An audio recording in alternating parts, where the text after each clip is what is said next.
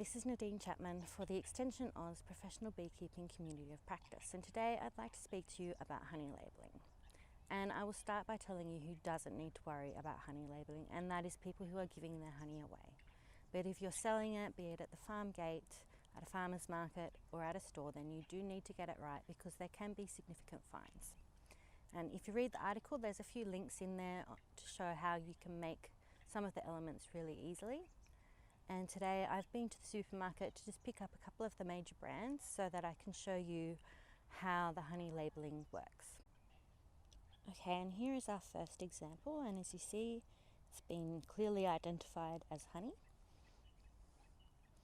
Then on the back, we have the kangaroo sign and the bar chart and a statement to identify it as 100% Australian. We've got the ingredients list, so it's 100% honey. If you added something such as cinnamon, then that would also have to go into the ingredients list. We have a nutrition panel, and we have a company name and street address.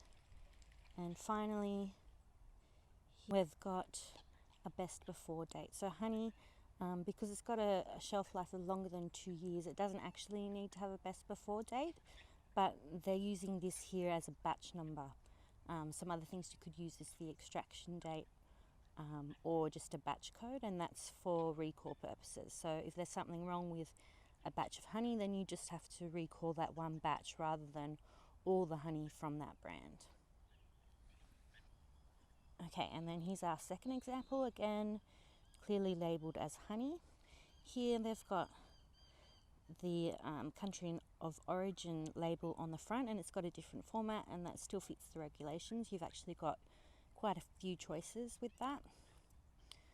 Then on the back, once again, we have the ingredients, and we have the nutritional information. We have a company name and street address. And here we've got the packing date acting as the batch number for recall purposes. And finally, if you're using really small containers, some of the regulations are different, but they're very, very small. They probably won't apply to very many people. So happy labelling.